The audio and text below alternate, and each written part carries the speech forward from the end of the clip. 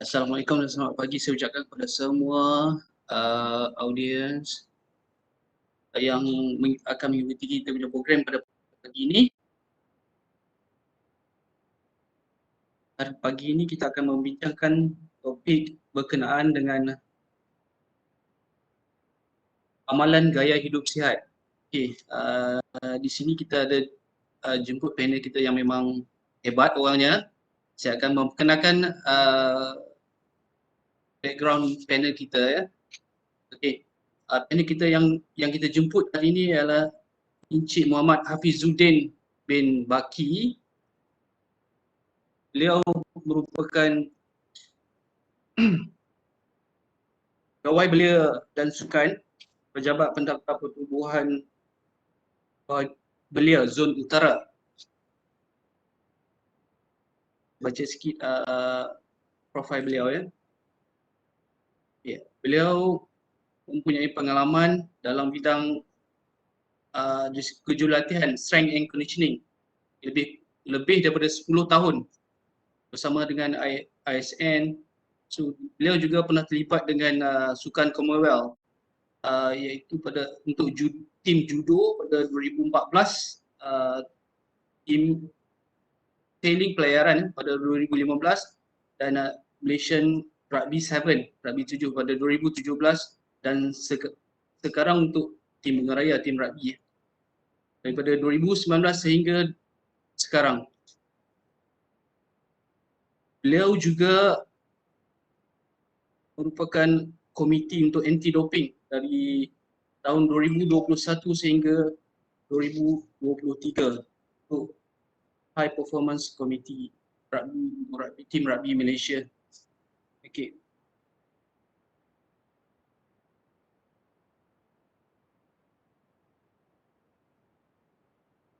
Okey.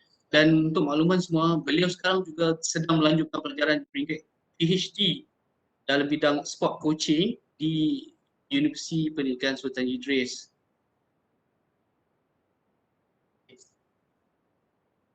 Jadi kita mulakan kita punya, sebelum saya teruskan, kita mulakan kita punya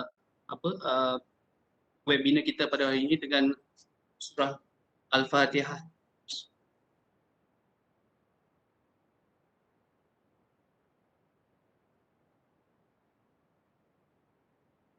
Amin. Amin. Baik.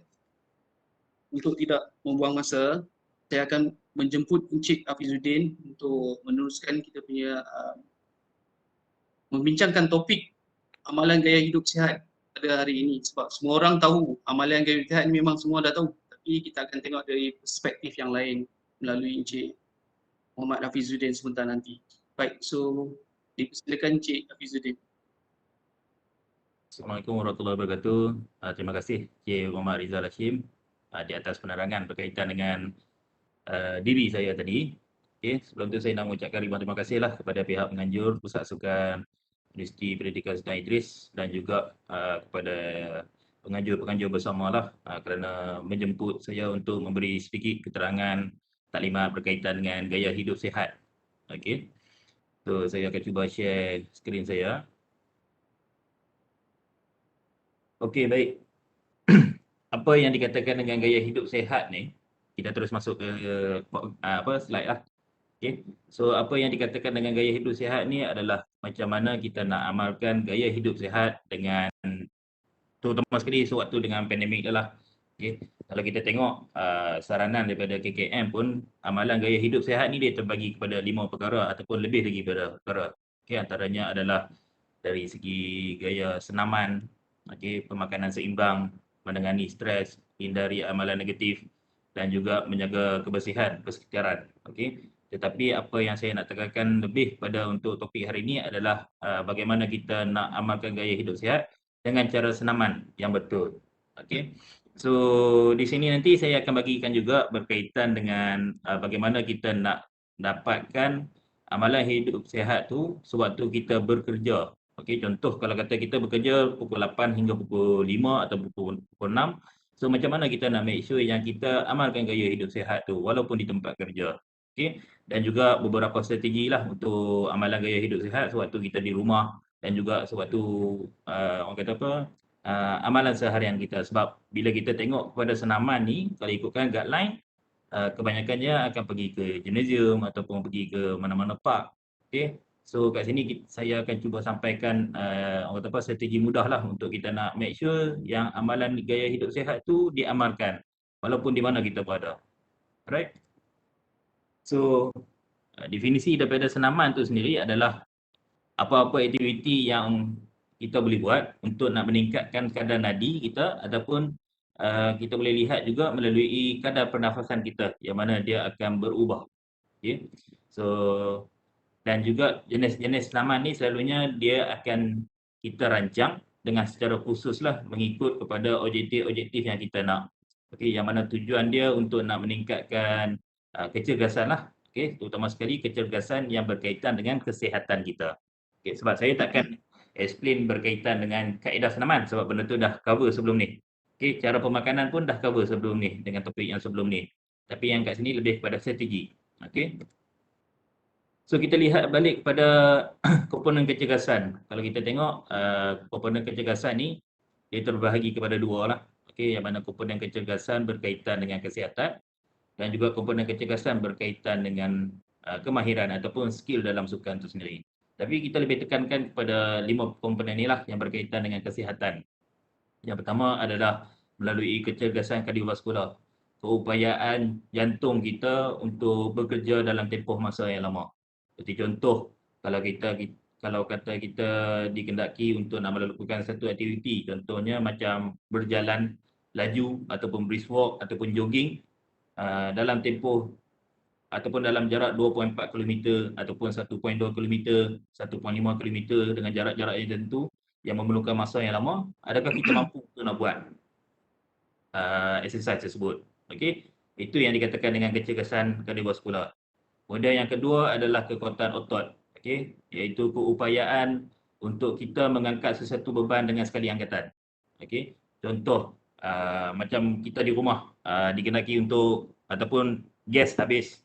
Okey, kita nak tukar gas tu. So boleh tak kita nak mengangkat gas yang kosong tadi tu ataupun gas yang berisi tadi. Okey, mampu tak kita nak mengangkat dia sebab dia berat dan juga sekali angkatan. Boleh tak? Alright.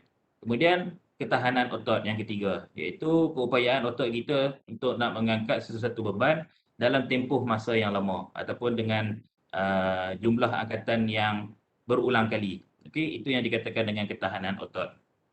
Contoh dia, macam kita mungkin nak berpindah rumah ke apa semua sekali. So bila nak berpindah rumah ni, kita perlu angkat barang-barang rumah tu. So kita berupaya tak nak mengangkat dia dalam orang kata apa, dalam keadaan yang berulang kali dan juga banyak tu. So itu menunjukkan ketahanan otot. Sama jugalah macam contoh kita buat gardening ke dekat rumah kita nak mengubah pasu semua sekali tu, adakah otot kita ni berupaya untuk nak melakukan dalam tempoh masa yang lama tanpa mendatangkan kecederaan lah. Okey, itu yang dikatakan dengan ketahanan otot. Kemudian yang keempat adalah kelunturan ataupun flexibility. Okey, kita boleh tak nak menjangkau sesuatu tempat dengan keadaan yang sangat efisien. Contoh, saya dalam keadaan duduk nak mengambil barang dekat belakang, so saya just macam ni saja, saya tak perlu nak twist. So itu menyebabkan kelunturan jugalah. Okey, so kelunturan ni boleh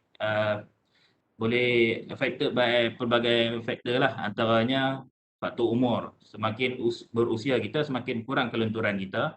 Kemudian dari segi faktor jantina, yang mana wanita lebih fleksibel daripada lelaki. Okey, dan juga faktor pembentukan otot. Okey, yang mana orang yang berotot kurang fleksibel daripada orang yang tidak berotot. Tetapi orang yang tak buat flexibility ataupun latihan menyebabkan kelunturan ni, dia pun mungkin akan ada restriction ataupun ada masalah dari segi kelunturan. Okey, ada juga studi yang menunjukkan orang yang kurang lentur ni, dia possibility untuk dapat kecederaan tu sangat-sangat tinggi. Okey. Kemudian yang last kali adalah dari segi komposisi tubuh. Okey, kita nak tengok sama ada berat badan kita bersesuaian tak dengan ketinggian kita. Okey, so dekat sini selalu kita merujuk kepada BMI lah, body mass index. yang mana kita akan timbang berat dan juga kita akan bahagikan dengan ketinggian kita.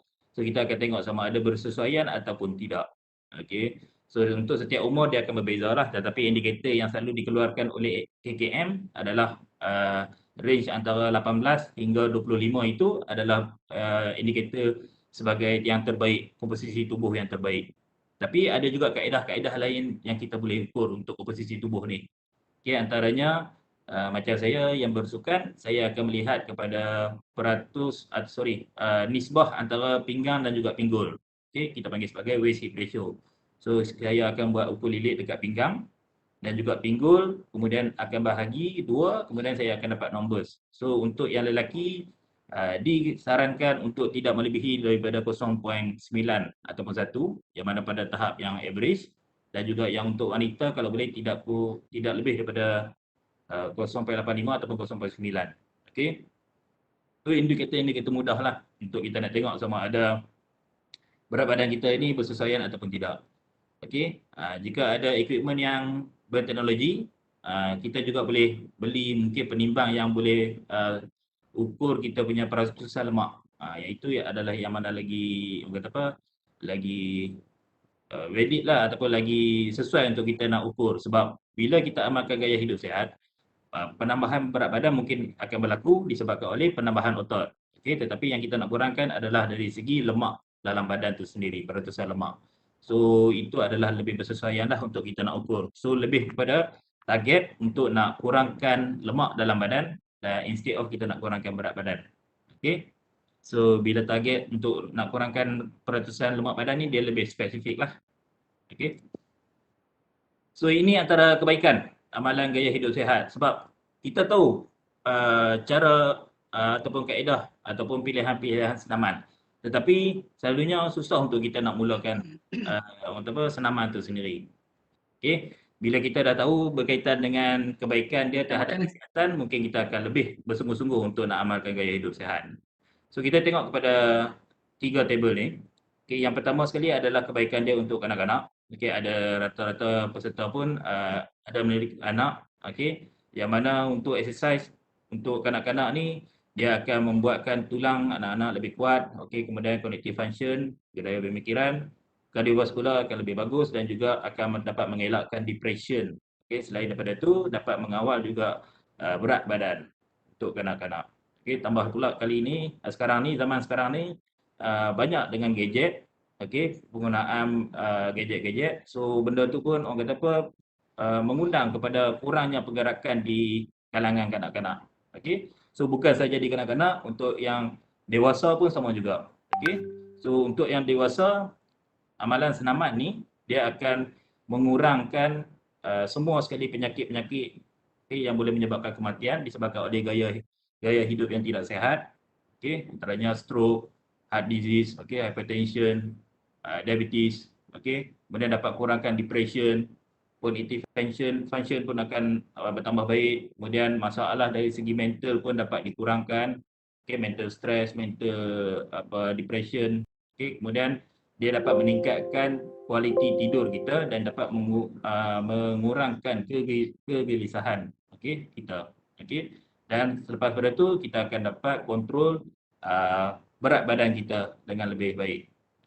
Kemudian untuk yang warga emas, 60 tahun ke atas, tujuan dia adalah untuk nak mengelakkan berlakunya terjatuh. Sebab bila kita tengok dekat hospital-hospital, banyak berlaku orang warga emas ni sakit disebabkan oleh jatuh. Kenapa mereka menjadi jatuh? Sebab kebanyakan otot-otot mereka tu telah lemah. Frailty. Dan juga kita nak make sure yang dia punya physical function well lah.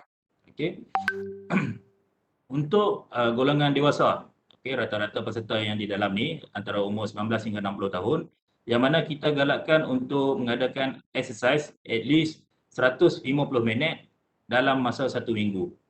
Kalau kita tengok 150 minit kita bahagikan untuk setiap minggu, so kita akan dapat lebih kurang dalam 30 minit, 25 minit ke 30 minit dalam masa 1 minggu. Tapi at least kita kena rest juga dalam 1 hari. Alright. Dan itu untuk exercise yang mana berkadar sederhana saja, rendah dan sederhana. Tapi untuk exercise yang berkadar tinggi, digalakkan adalah 75 minit. Okey, ataupun kita boleh campur dengan exercise yang low intensity ataupun high intensity. Okey. So ini adalah lengkungan respon physical activity dan juga kebaikan kesihatan. Okey, kalau kita tengok dekat garis Y ini adalah dari segi benefit kesihatan. Okey, health benefit terhadap diri kita, dan yang di garis X ni adalah masa yang diperlukan untuk kita exercise. Okey. So kalau kita ikutkan dalam tempoh satu hari, dia tak ada masa minimum yang ditetapkan untuk exercise. Okey. Tetapi disarankan adalah at least kita kena juga exercise dalam masa 10 minit. Okey. Itu bergantunglah sama ada kita nak bermula dengan, kita harus bermula dengan low intensity ataupun moderate intensity. Kemudian barulah kita akan progress, gradually increase kita punya intensity tu, ataupun gradually increase kita punya time untuk exercise. Okey. Bermula dengan sedikit lebih baik daripada kita nak terus mula dengan kadar ataupun masa yang panjang. Takut nanti dia akan affected dekat kita punya efek dekat kita punya kesihatan lah. Okey, itu yang kita risaukan. Selalunya terjadi macam itulah. Okey, bila kita start exercise dengan contoh hari ni rasa bersemangat nak exercise sebab nampak berat badan dah tinggi. Okey, ataupun tengok perut dah makin ke depan. So kita nak mula exercise. Dan bila kita nak mula exercise tu kita rujuk kepada YouTube. Dan bila YouTube tu dia menunjukkan exercise yang tidak sesuai untuk golongan ataupun permulaan untuk nak mulakan exercise.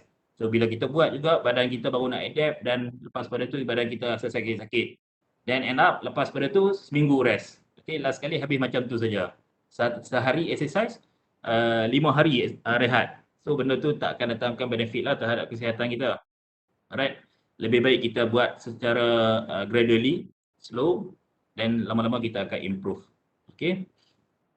So kalau kita tengok kat sini, permulaan untuk setiap minggu, bermula daripada rendah daripada 100 minit dalam masa 1 minggu dan sampailah ke atas sekali, kita boleh nampaklah macam mana progression. Dan selepas pada tu sekiranya kita sering melakukan exercise yang sama, performance ataupun kesan dia terhadap kesihatan akan mendatar sahaja. So dekat sini akan ada prinsip of latihan lah. Okay, prinsip of training yang mana kita akan make sure yang latihan kita tu akan ada variety. Okay, kepelbagaian dalam latihan. Itu ataupun kepelbagaian dalam senaman. Okay, nanti saya akan tunjuk contohlah senaman-senaman yang kita boleh buat yang benefit terhadap kesihatan. Okay. So tadi saya ada sebut berkaitan dengan intensity, apa yang dikatakan dengan intensity tu. Okay. So intensity ini adalah peningkatan kadar nadi seiring dengan kadar pernafasan dan juga penggunaan tenaga. Okay. So kalau kita tengok dekat sini dia akan ada 5 lah intensity yang telah dikategorikan. So kita pergi yang pertama adalah kategori sedentary. Okay. Yang mana sedentary ini yang kita tidak banyak pergerakan. Contohnya bila kita bekerja di workstation, kita banyak saja duduk menghadap dengan PC. Okay, ataupun kita duduk di rumah, kita just tengok TV, layan Netflix ke apa semua sekali, tu kurang pergerakan. Di situ kita boleh nampak yang mana heart rate kita ada peningkatan, okay, dan juga kadar pernafasan kita pun pada kadar pernafasan yang biasa saja, dan di sini kurang penggunaan energi. So yang ni akan berbalik-baliklah kepada bagaimana energi intake pemakanan kita. So kalau kata kita amalkan sedentary dengan gaya pemakanan yang banyak sebelum ni, so kita kurang nak membakar makanan ataupun tenaga yang kita ambil. Okey. Kemudian yang kategori kedua adalah dari segi light intensity. Okey. Light intensity ni selalunya yang mana exercise kita buat seperti yoga, kemas rumah, sapu sampah. Okey. Exercise yang mana melibatkan sedikit peningkatan dari segi heart rate kita. Dan juga kalau kita tengok dari segi pernafasan, kita akan sedikit tinggi. Okey, kita boleh rasa kita bernafas kita akan mula rasa tinggi sedikit, dan juga badan kita akan rasa panas sedikit. Okey, nak berbanding dengan duduk yang biasa tadi. Okey, yang mana di sini akan ada penggunaan energi. Okey, tapi tak banyaklah. Okey. Kemudian kategori yang ketiga adalah kategori moderate. Okey, sederhana, yang mana mungkin kita akan buat seperti berjalan, window shopping, cycling. Sekarang ni pun fasa Perak dah fasa kedua. Okey, mungkin nak buat berjalan di taman-taman tu dibenarkan, tapi dia kena jaga SOP lah. Okey. So kat situ melibatkan betapa akan ada peningkatan dari segi heart rate. dan juga kadar pernafasan pun akan jadi laju. Okey, dan juga di sini akan melibatkan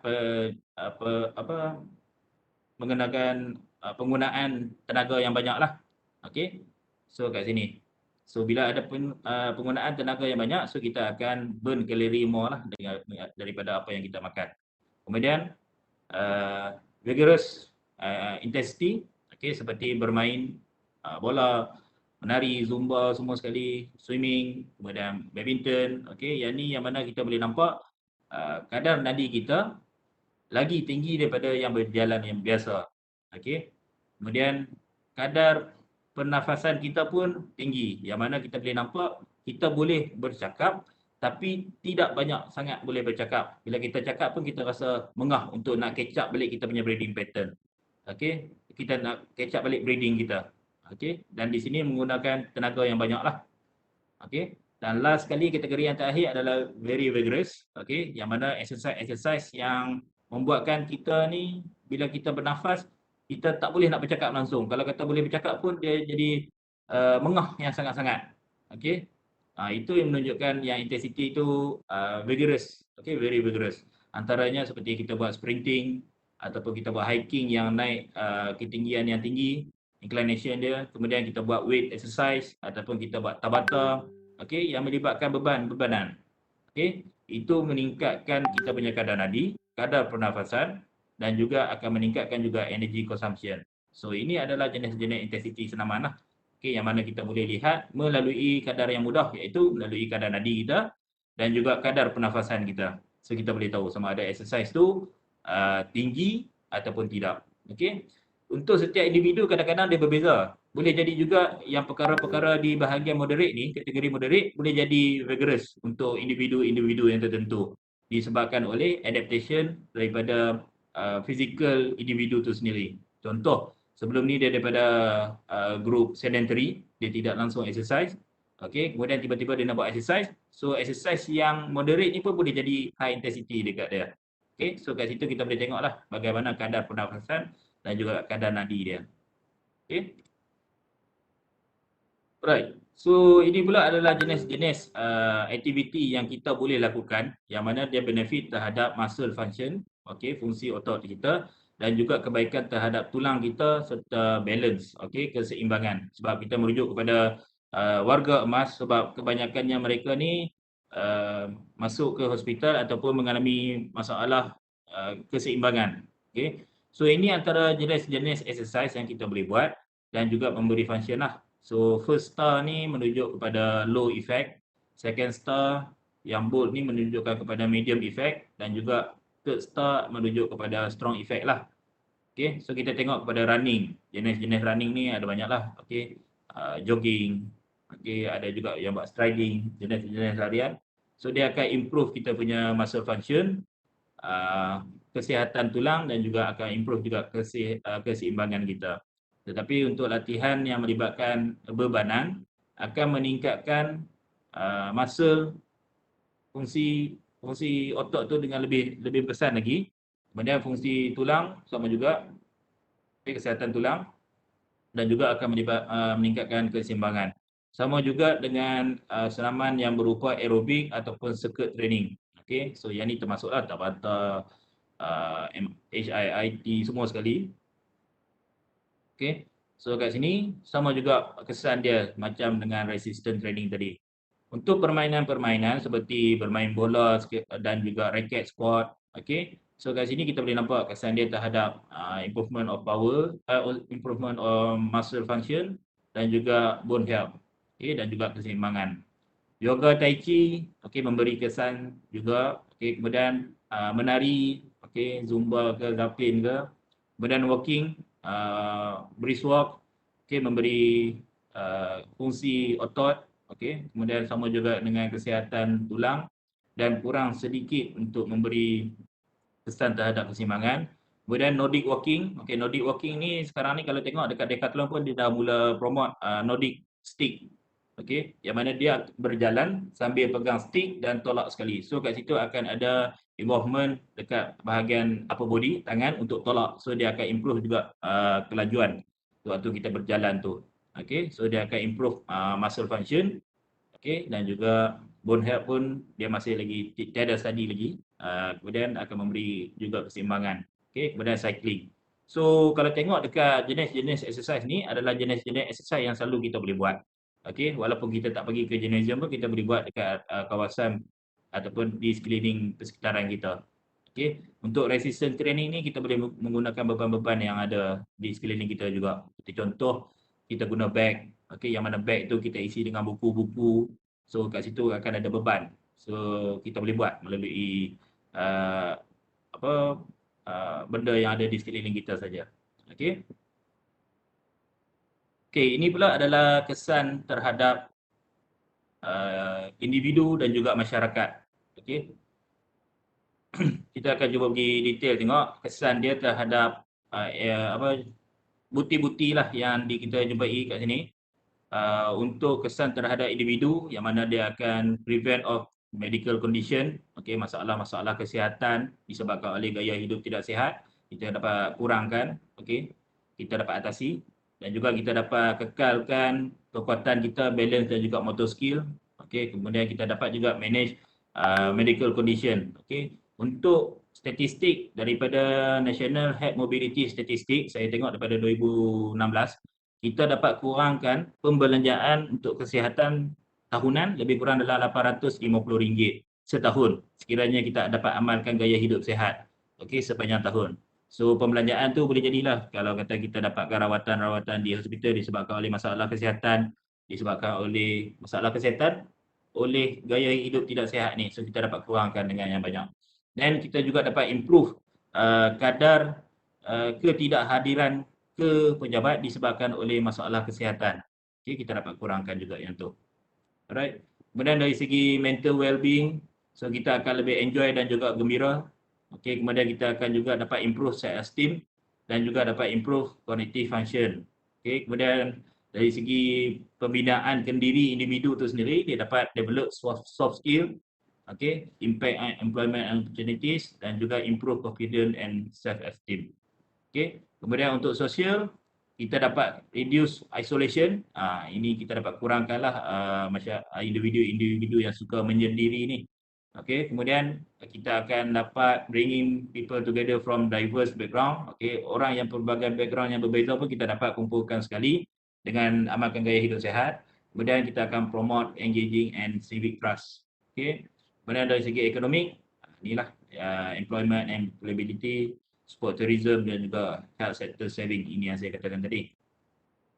Okey, ini adalah mixed evidence yang kita dapat untuk physical well-being, akan dapat improve sleep quality, okey, kemudian dapat increase energy level, kemudian dapat improve juga health development and early years. Okey, dari segi mental well-being, reduce anxiety, stress, depression dan juga impact around dementia. Kemudian dari segi individual development, okay, kita boleh nampak increase of self-efficiency dan juga reduction of antisocial behavior. Okay, kemudian dapat juga volunteering and social engagement dan juga help new migrant communities. Okay, mungkin ada rakan-rakan kita yang baru berpindah ke tempat kita ataupun di kejiranan kita, so kita dapat rapatkan hubungan tu.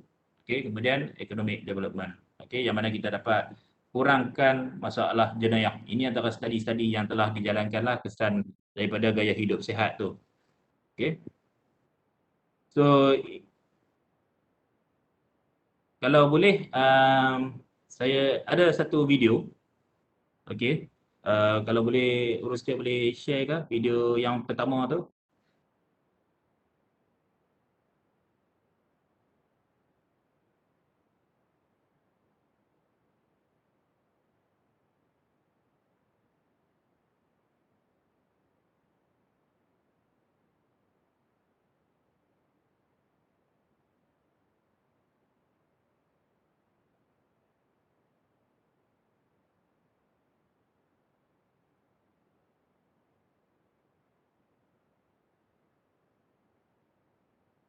Okay. Boleh.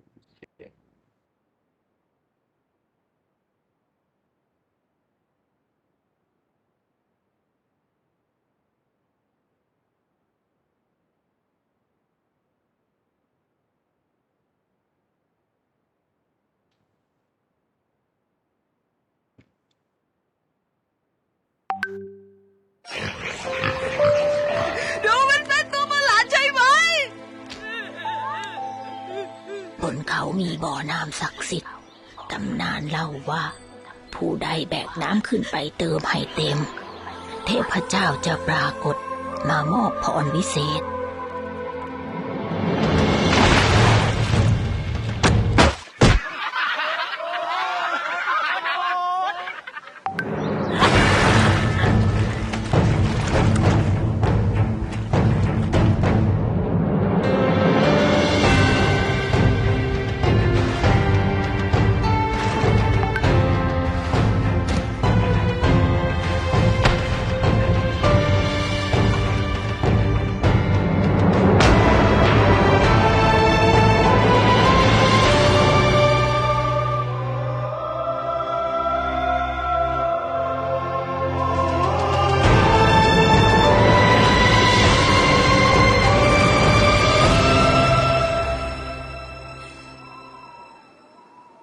อยู่ไหนอะเทพเจ้าอะ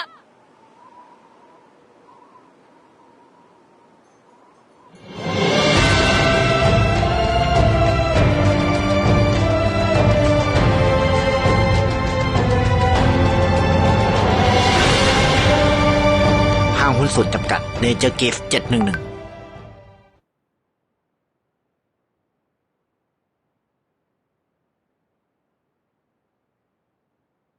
Okey, baik. Kalau kita lihat pada video tadi, dia nak bagi syarat dia untuk kita nak berbuat apa-apa aktiviti untuk nak orang kata apa, amalkan gaya hidup sihat ni, at least kita kena letak satu target. Okey. So bila kita dah ada satu target tu, so kita akan bekerja ke arah yang kita nak tu. Okey. So kalau kita tengok kat situ tadi, dia salahkan takdir yang dia dilahirkan dengan keadaan yang macam tu. Okey, dan juga dia sering diejek lah. Okey, disebabkan oleh keadaan fizikal dia. Okey, dan juga dia dapatkan nasihat daripada nenek dia, dan nenek dia kata naik ke perigi di atas bukit tu, okey, selama beberapa hari dan untuk berjumpa dengan Tuhan lah. Tanya sebab apa dia dibagi kata apa, keadaan fizikal yang macam tu. Dan kalau kita tengok, dia akan melakukan exercise lebih yang sama saja. Okey, dan juga dia akan improve intensity. Bermula dengan keadaan dia angkat beban tu dan yang boleh dalam beberapa langkah saja. Selepas daripada tu dengan determination dia boleh lagi bergerak. Okey, dengan orang kata apa, dengan kadar yang mudah untuk dia sampai ke tempat tu. Okey, dan dia istiqamah dalam melakukan benda tu, dan last kali benefit dia akan dapat. Okey, benda tu sebenarnya bukan disebabkan oleh keadaan fizikal dia sendiri, tetapi adalah dari segi macam mana kemahuan dia untuk nak buat sesuatu benda. Okey, sama juga macam program yang kita buat ni. Inisiatif yang diambil oleh pihak pusat sukan untuk nak amalkan gaya hidup sihat, terapkan gaya hidup sihat di kalangan kaki tangan. So, macam mana pula kita nak buat? Okey, kita dah bagi nasihat berkaitan dengan cara exercise, cara pemakanan dan juga strategi. Dan last kali itu benda tu adalah datang daripada kita sendiri. Okey, so macam mana kita nak buat? Antara saranan yang dah ada seperti strategi 10,000 langkah dalam masa satu hari. So ini yang mana dikeluarkan oleh KKM lah. Okey, kenapa 10,000 langkah kita galakkan? Okey, kalau kita merujuk kepada 10,000 langkah ni, dia bersamaan dengan 6.5 km lah. Yang mana dia akan burn kalori lebih kurang dalam 880 kalori. Okey, dan jika kita berjalan 1 km lebih kurang dalam 1,200 langkah. Okey, secara purata kita akan berjalan dalam 1 minit lebih kurang dalam 100 langkah. Okey, yang mana dalam 10,000 langkah ni kita orang kata apa, dia estimate lah yang mana dia akan dapat kurangkan lemak lebih kurang dalam 64 gram. Okey, dan juga untuk kita berjalan 60 minit tanpa henti, iaitu sejauh daripada 4.8 km ni, kita baru dapat pakai kalori sekeping roti. Okey, sekeping roti canai bagi individu yang berat 70.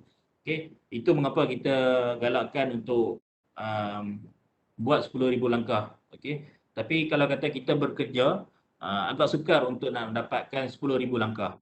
Okey, so at least dalam satu hari kita dah boleh letak dah 10,000 langkah adalah target kita, dan kita cuba untuk nak capai 10,000 langkah. Alright, so kalau kita nak dapat 10,000 langkah ni, selalunya kita akan pakai pedometer. So mungkin ada yang tak ada pedometer, tapi saya yakin ramai yang ada smartwatch. So smartwatch tu pun boleh jadi orang kata sebagai equipment yang kita buat untuk nak monitor kita punya langkah sama ada tercapai ataupun tak. Okey. Kalau tak dapat 10,000 langkah, kita boleh target 8,000 langkah ataupun 6,000 langkah. Okey, nanti saya akan tunjuk strategi macam mana kita nak dapatkan 10,000 langkah tu. Okey, selain daripada smartwatch, kita boleh juga pakai apps yang ada di telefon kita saja sebab kita ni sekarang ni memang orang kata apa tak boleh nak berenggang dengan telefon. Okey. So dalam telefon ni pun kita boleh dapat detect berapa jumlah step yang kita dah kumpul dalam tempoh satu hari. Right. So antara apps yang ada kat situ adalah Google Fit. Okey, melalui Google Fit kita boleh tengok. Okey. Ini adalah strategi amalan gaya hidup sihat. Selalunya kita akan tengok pada 4 masa ni. Ini saya ambil bila kita dibenarkan untuk bekerja lah. Okey. So sebelum bekerja, bangun seawal 30 minit lebih awal daripada waktu yang biasa dan juga mulakan hari itu dengan berjoging, berjalan ataupun berbasikal. Okey, sekarang ni pun ada ramai yang beli stationary bike kan ataupun basikal tu kita just letak roller yang boleh kayuh saja dekat setempat. Okey. So kita mulakan awal pagi kita tu dengan exercise dan kita akan dah siap semua sekali proceed to mandi dan solat subuh. Okey. So mulakan hari kita tu dengan exercise. Kemudian semasa bekerja lakukan sedikit regangan asas. Okey. Regangan asas yang kita boleh buat ni walaupun dalam keadaan duduk kita boleh buat. Contoh, kita just boleh stretch saja dekat bahagian atas macam saya buat ni. Okey, boleh juga kalau ikut saya buat. Okey, tolak tangan dekat atas. Tut nafas macam biasa. Okey. Kemudian side landing sedikit ke bahagian kanan. Okey, bernafas macam biasa. Landing sedikit dekat bahagian kiri, bernafas macam biasa. Okey. Kemudian cuba untuk tangan pegang dekat kerusi bahagian belakang. Kemudian landing ke hadapan. Okey. Alright, ini antara contoh-contoh regangan yang kita boleh buat. Okey. Dan semasa bekerja juga, saya akan kongsi video ni. Exercise ni kita boleh buat dekat mana-mana pun. Okey.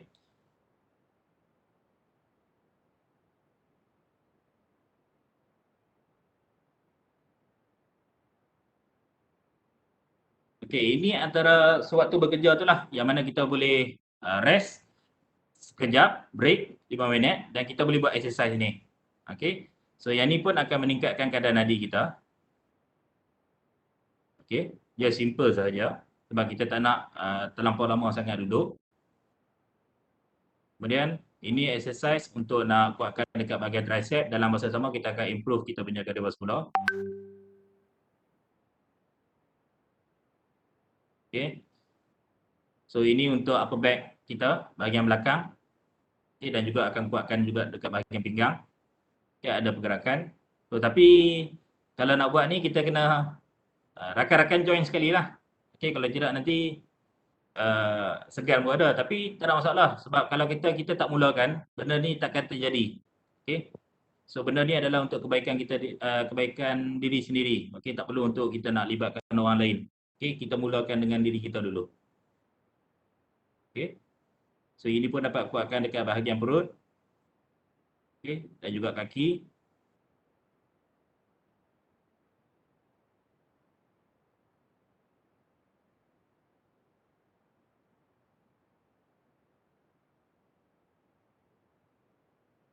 Okey, side reach.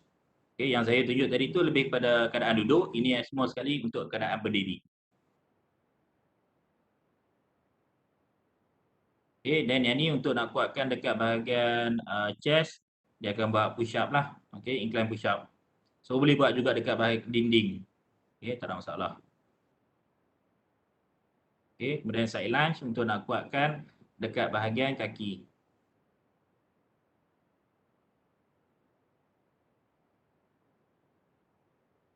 Okey, then jumping sedikit untuk nak kuatkan kuasa, power dekat bahagian kaki.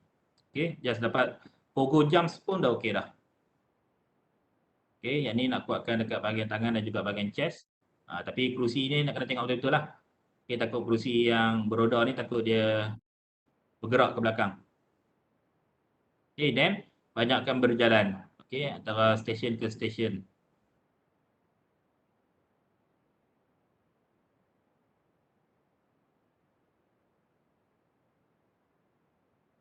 Ui, Allah, terkeluar apa? Oh, dah. Stop sharing. Okay, baik. Okey, baik. Oh ya, terkeluar tadi.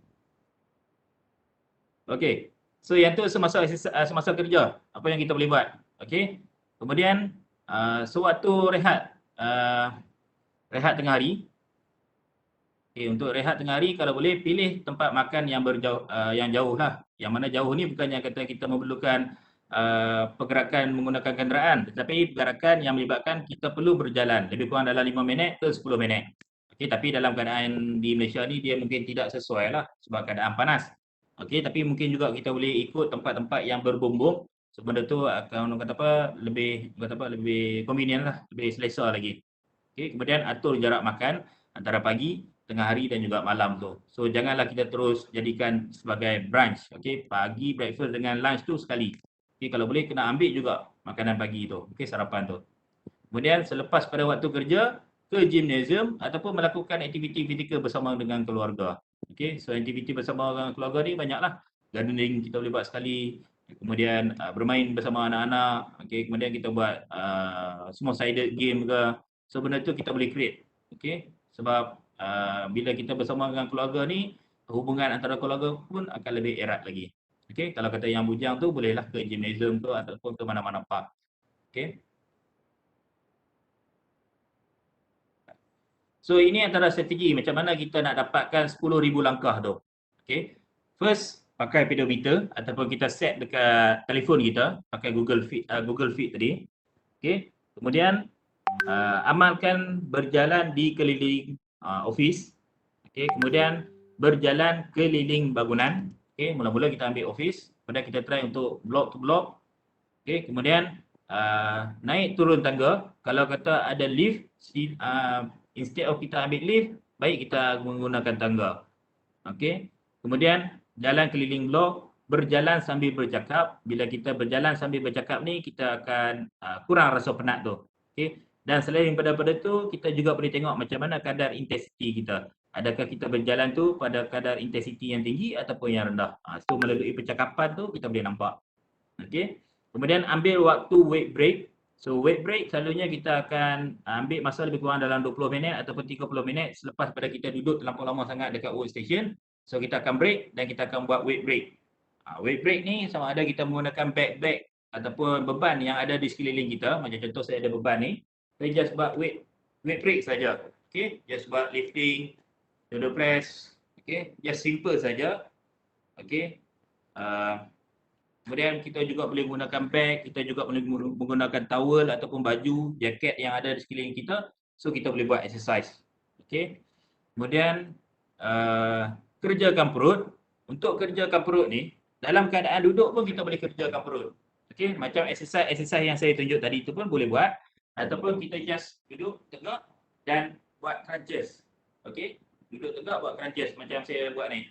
Okey, just buat crunches. Right.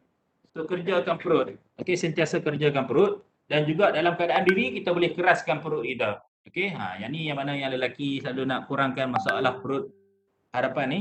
Okey, so dia boleh buatlah, selalu buatkan exercise perut ni. Okey, dan juga back. Alright, dalam keadaan duduk pun kita boleh buat, tak semestinya kita kena baring. Alright, kemudian stretch tangan dan juga kaki. Okey, macam saya tunjuk tadi, tolak ke atas. Okey, side, thumbs up, kemudian bawa. Okey, ini antara exercise yang kita boleh buat stretching dekat workstation. Okey, stretch dekat bahagian kaki dan sebagainya lah. Okey, kemudian stretch tu adalah untuk kita nak kurangkan stres. Okey, stretch untuk release stres. Kemudian last sekali kita akan semak pedometer. So kita akan tengok daripada pukul 8 kita masuk sampai pukul 6 ataupun 5, adakah kita dapat step yang sepatutnya. Okey, ini juga antara strategi yang saya bagi juga dekat KWSP. Macam saya buat consultant dekat KWSP Kedah Perlis. Macam dia orang ni buat pertandingan rumah sukan. Setiap kaki tangan dia dibahagikan mengikut rumah sukan. So setiap hari dia akan report kepada ketua rumah sukan berapa step yang dia dah dapat, dan setiap minggu akan ada pertandingan lah, siapa dapat paling banyak dan rumah sukan mana yang dapat paling banyak step.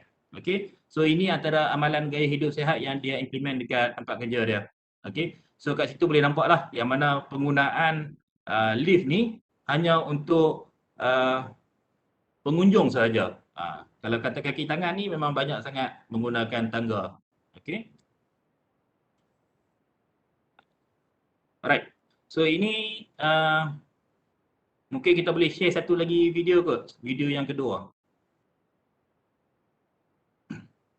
Okay, video yang kedua ni akan tunjuk berkaitan dengan benefit of amalan gaya hidup sihat ni, yang mana dia akan bagi kesan terhadap bagaimana kita nak kurangkan kebergantungan terhadap ubat-ubatan, dan juga dia nak tunjukkan juga yang bahawa senaman ni boleh tingkatkan kadar ataupun boleh membuatkan kulit kita ni akan jadi lebih fresh, dan juga dia dapat mengurangkan tekanan. Okey. Ustaz boleh ni tak share video ni. Okey, video yang kedua.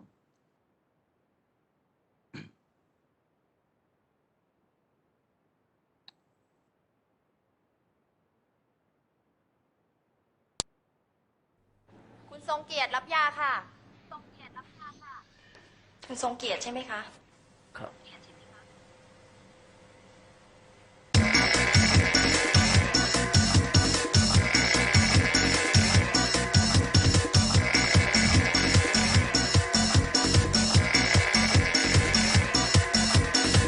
ทำงี้ทุกวัน2 เวลาเช้าเย็นนะคะ เชิญค่ะ ครับ การออกกำลังกายเป็นยาที่ดีที่สุดแล้วครับ อยู่เข้าใจไหมว่าไออะอยากได้สีแดงแบบธรรมชาติเล็กเชอร์รี่อะอยู่เข้าใจไหมสีแดง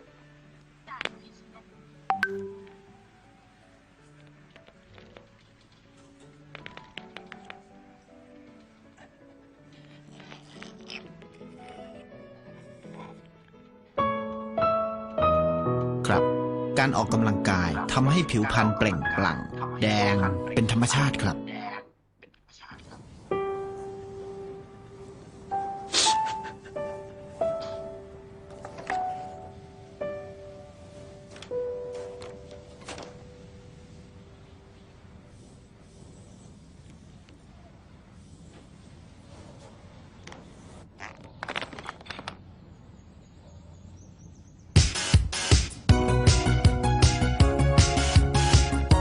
ครับ การออกกำลังกายทำให้จิตใจสดชื่นครับ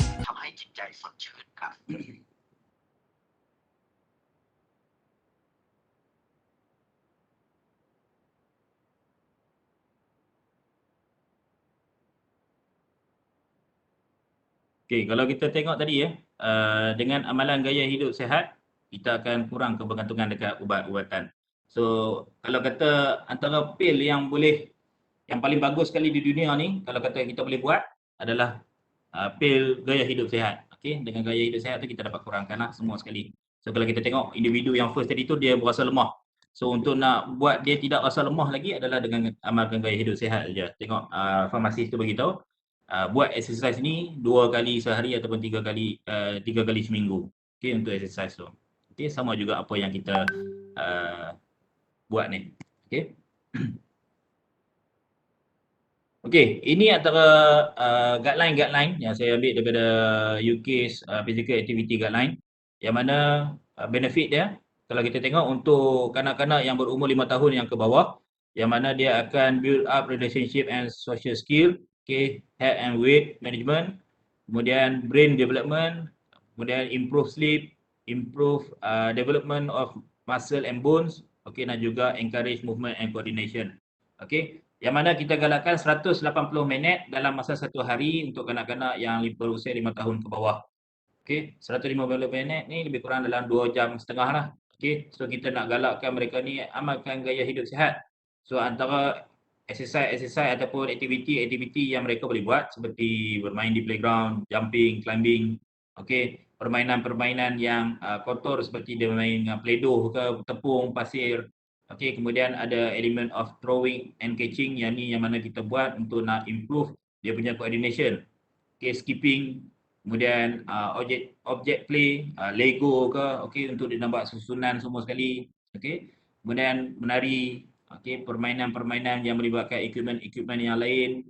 Okey, kemudian berjalan, skuter dan juga cycling. So kalau kita tengok amalan-amalan gaya ni sebenarnya yang sering sekali anak-anak kita buat. Okey, kalau kata dia duduk di rumah pun, dia akan cuba juga untuk nak bermain ataupun dia cuba juga untuk buat satu benda yang kreatif. Contoh kalau kata ada tempat yang tinggi, dia selalu akan cuba memanjat. Okey, itu dia selalunya dia akan bergerak dengan sendirinya. Tapi kalau kata kita halang untuk mereka ni bergerak, so benda-benda ni tak akan beneficial to them lah. Okey, tak akan menjadi benefit kepada mereka. So banyakkan pergerakan. Kalau kita tengok pun pada kanak-kanak yang berusia 1 tahun ke bawah, semua pergerakan dia, seperti contoh dia cuba untuk meniarap dan dia angkat kaki dan juga tangan dia ke atas. Okey, dia just duduk dekat bahagian perut dia saja. Yang tu adalah exercise yang mana dia kuatkan dekat bahagian belakang. Kemudian bila dia berbaring, dia cuba rapatkan tangan dan juga kaki dia tu sekali. So dia akan bawa kaki dia ke hadapan. Okey, yang tu yang mana dia kuatkan dekat bahagian perut. Kemudian sewaktu dia nak cuba untuk meniarap, dia tolak badan dia ke atas. Itu yang mana dia buatkan kekuatan untuk dekat bahagian upper body. Okey, untuk bahagian tangan dia. Itu adalah exercise lah. Dan juga antara exercise kita nak tengok apa teknik yang betul, kita tengok pada kanak-kanak yang baru nak meningkat besar ni. Okey. So itu adalah teknik yang mudah. Okey, cara dia squatting, dia nak ambil barang. Okey, kita boleh nampak dia punya form dia tu cantik. Okey. Alright.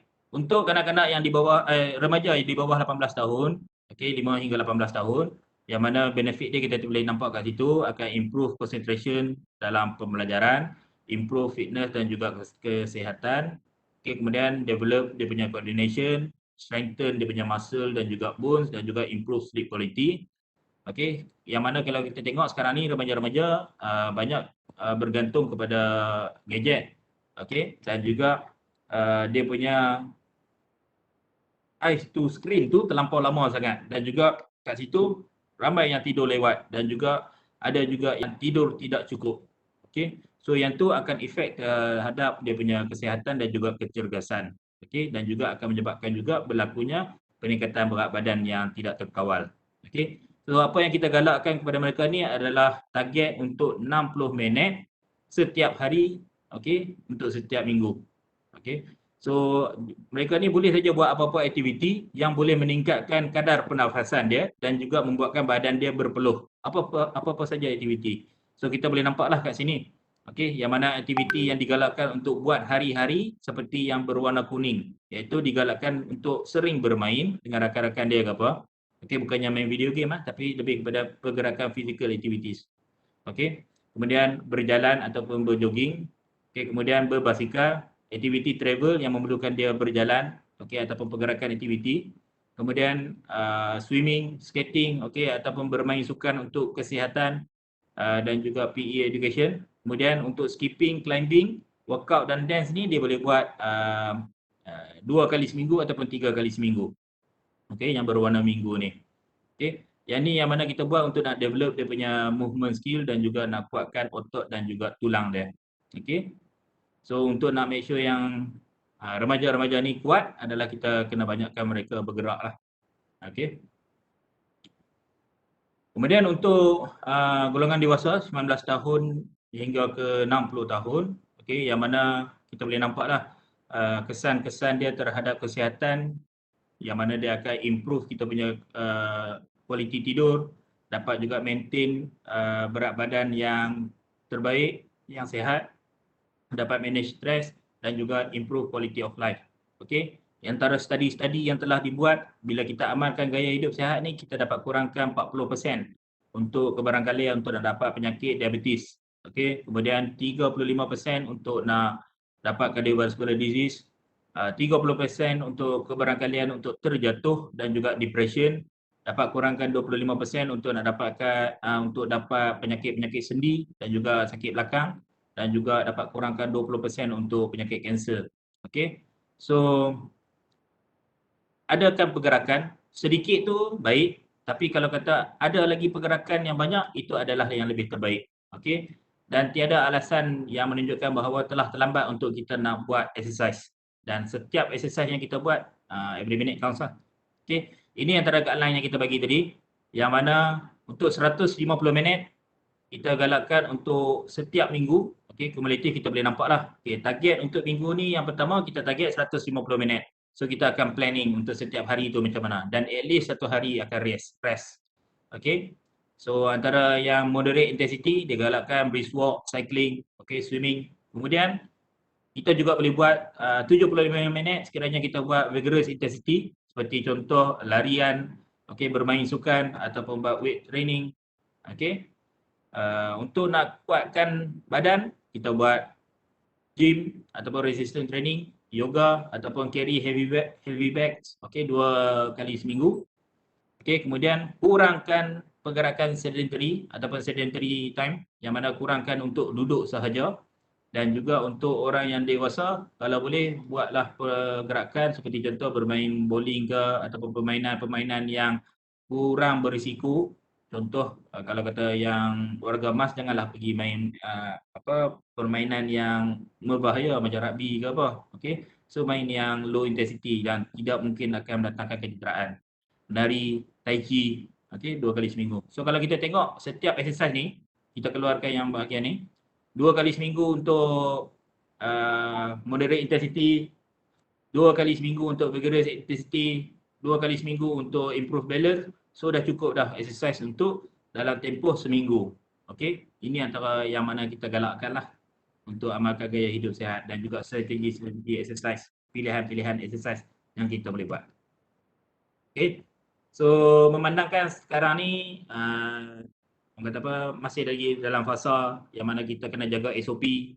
So susah untuk kita nak keluar, okey, dekat park apa semua sekali sebab kita risau terhadap risiko keboleh kejahitan tu mungkin terjadi kepada kita.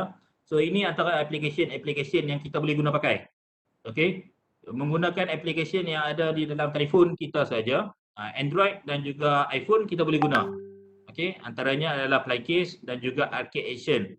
So dalam sini Flycase ni dia ada pelbagai jenis exercise untuk cardio, untuk upper body, untuk lower body, ada juga untuk fun game. So kita boleh dapat kat sini. Yang seronoknya menggunakan aplikasi ni, kita boleh challenge rakan kita. So kita boleh tahu. Dan juga ada collection of point kat sini. Dan di sini pun kalau kata kita buat exercise dengan kadar yang tidak betul, dia akan tak akan proceed kepada next stage. So kat sini akan ada progression lah daripada low intensity kepada yang very high intensity. Okay, beginner sampailah yang expert untuk nak buat exercise ni.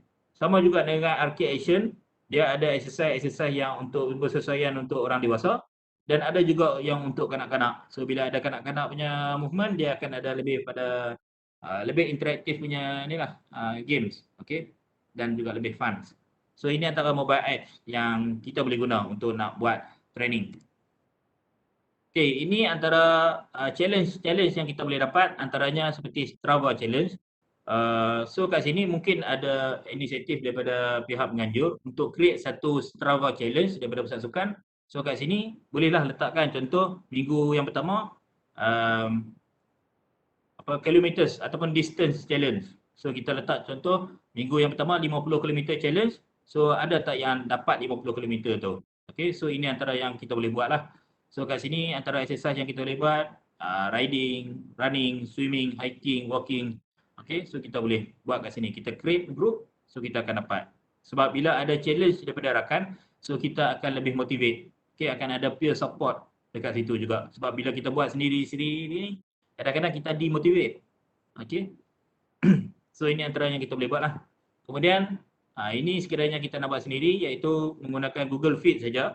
Aplikasi yang memang sedia ada di dalam telefon kita. So kita just boleh monitor.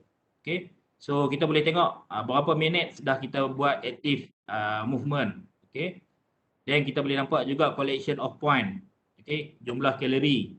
Okay. Kemudian setiap hari punya pergerakan dalam tempoh masa 1 minggu tu kita boleh nampak. Okay, hari Isnin pergerakan tinggi.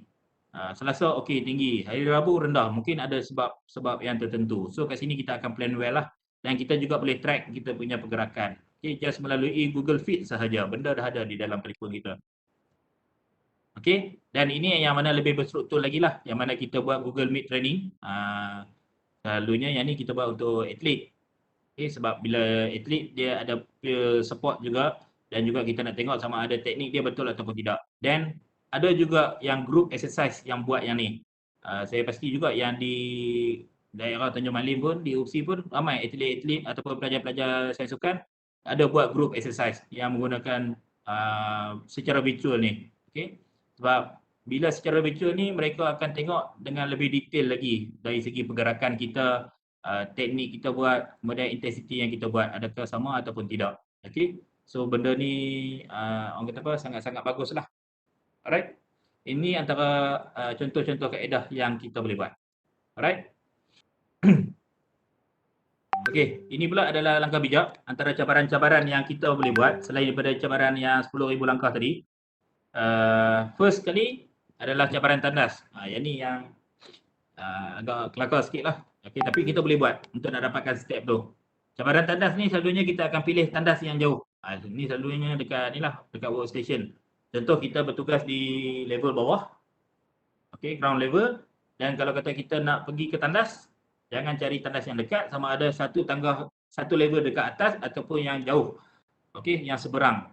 Okey, sebab apa kat situ kita nak dapatkan tempoh perjalanan tu. Okey, ataupun distance perjalanan. Okey. Kemudian yang kedua adalah cabaran 3 ataupun kurang, yang mana sekiranya ada menggunakan lift.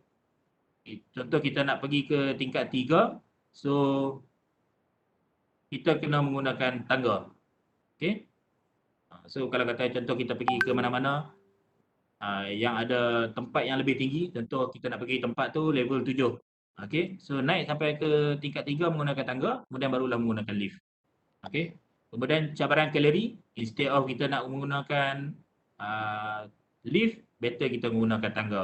Kemudian cabaran 1 ataupun 2, iaitu sekiranya kita nak pergi ke level yang lebih tinggi daripada level 3, so sama ada kita naik tangga untuk ke level 1, level 2 baru kita nak lift. Okey. So ini antara kaedah-kaedah lah, langkah bijak yang kita buat untuk nak dapatkan step dengan lebih lagi. Okey. So idea dia senang saja. Pilih tangga daripada lift dan juga cari tempat yang lebih jauh daripada tempat yang dekat. Sama juga kalau kita parking kereta, cuba parking kereta yang tempat yang jauh, yang memerlukan untuk kita berjalan. Okey, jangan parking kereta di tempat yang betul-betul untuk tempat kita nak punch card tu. Okey. Sebab apa? Kita nak dapatkan pergerakan. Ini antara strategi-strategi lah yang kita boleh buat. Okey. Dan untuk last kali, lepas ni kita akan ada satu lagi video. Dan last kali kena ingat, fitness ni bukan hanya untuk kebaikan, untuk nak jadi lebih baik daripada orang lain. Tetapi adalah macam mana kita nak jadi lebih baik daripada diri kita yang sebelum ni. Okey. Dan kena ingat, bila diri kita lebih baik, kita akan menjadi role model juga kepada orang-orang yang di sekeliling kita. Dan bila kita amalkan gaya hidup sihat, benda ni akan benefit to others juga. Okay. So last video ni akan orang kata apa, akan memberi sedikit kesan lah bagaimana dia amalkan gaya hidup sihat tu dan juga memberi kesan terhadap anak dia. Okay. Mungkin boleh share kot untuk last video.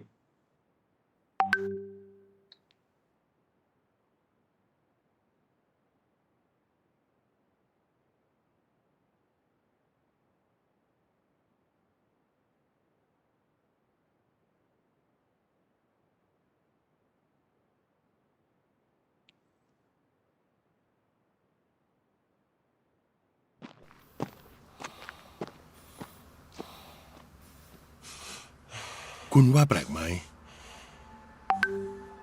ที่หญิงแก่คนหนึ่งลุกขึ้นมาวิ่งวันละ20 กิโลอย่างจริงจัง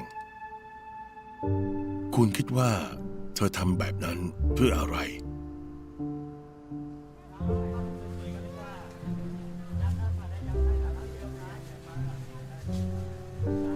หรือเพราะเธออยากกลับมาดูดีอีกครั้ง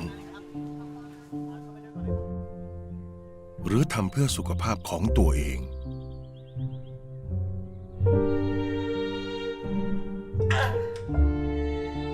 หรือวันสำคัญอะไรรอเธออยู่นะ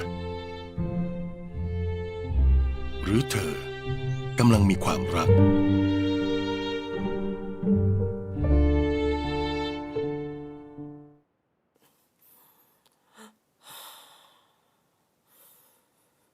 รือเพราะ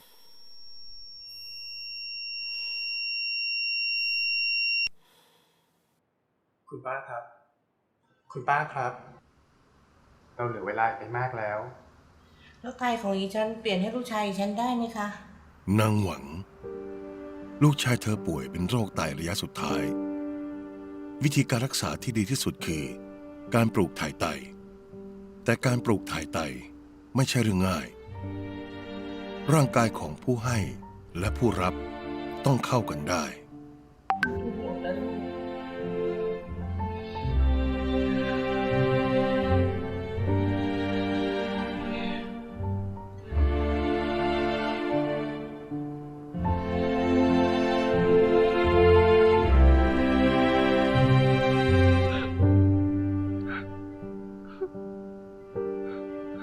หมอบอกให้เธอลดน้ำหนัก 20 กิโลกรัม ถึงจะสามารถผ่าตัดไตให้ลูกได้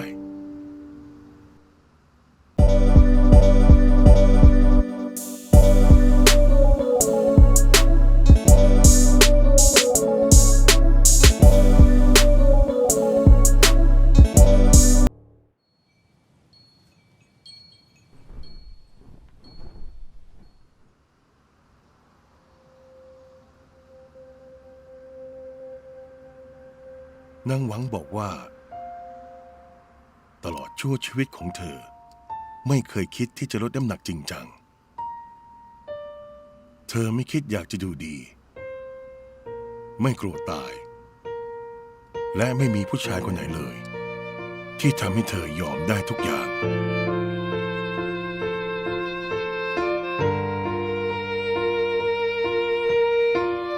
นอกจากลูกชายของเธอ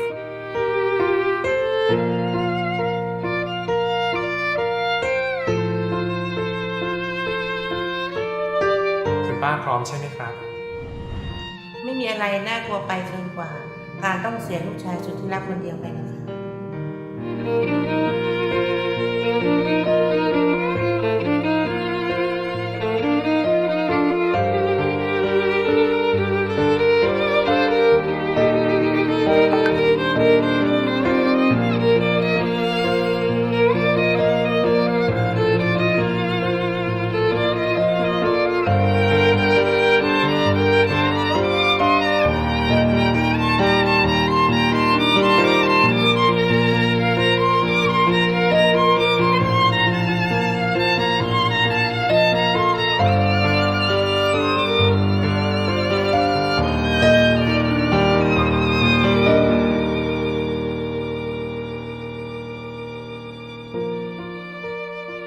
ลดเพื่อเพิ่ม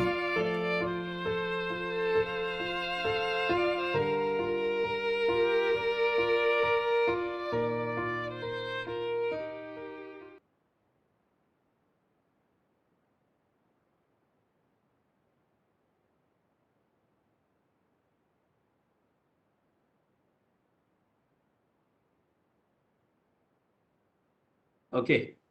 So kalau kita lihat pada apa yang cuba disampaikan tu simple je. Okay, reduce to regain.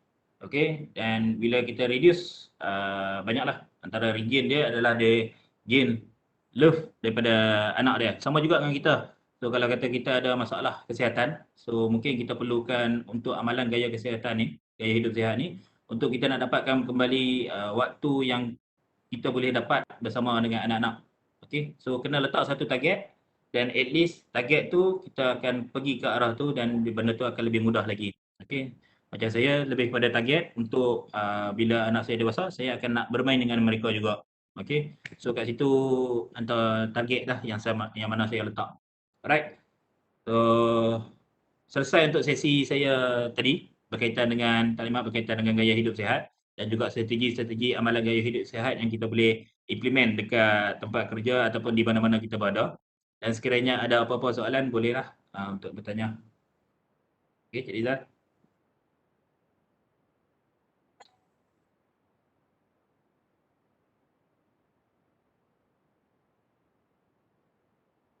Okey, terima kasih diucapkan kepada Encik Muhammad Hafizuddin bin Baki atas perkongsian ilmu yang sangat berguna untuk kita semua, untuk amalan kita, untuk kita teruskan aktiviti kita seharian dengan mengamalkan gaya hidup sihat. Gaya hidup sihat ini bukan saja dari segi pemakanan, termasuk juga exercise, cara kita, pergerakan kita, apa yang kita buat, semua kena buat. Kalau kita nak sihat, kita kena buat. So jangan tunggu esok baru kita nak buat. Kalau nak mula, kita mula daripada sekarang. Kalau kita mula esok kita belum tentu kita macam mana. So kita mula daripada sekarang, dan benda tu kita kena istiqomah. Bila istiqomah, insyaAllah hasil tu akan ada. Saya setuju dengan apa yang diperkatakan oleh Encik Muhammad Hafizuddin ya. Okay, kalau macam kita nak mulakan, bagi yang belum pernah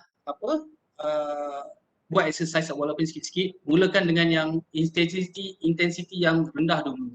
Bila dah okey, baru kita tingkatkan sedikit demi sedikit sampailah ke tahap yang boleh lah. And then lagi satu, bila kita buat exercise, ikut kapasiti diri sendiri, jangan ikut kawan. Kalau kawan dah lama buat, dia boleh pergi intensity yang tinggi, jangan ikut dia, nanti sampai separuh jalan dia insan.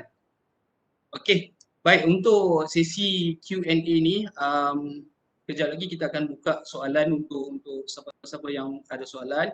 Kalau yang nak bercakap, kita akan buka voice dia untuk tanyakan soalan kepada Encik Hafizuddin.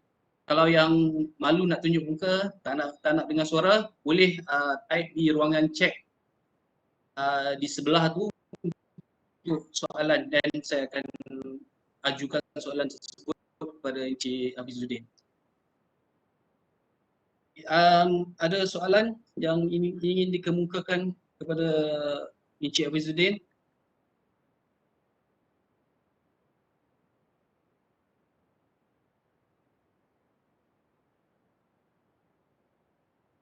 Okay, kalau ada soalan boleh raise hand, tuliskan angkat tangan, and then boleh tanya soalan.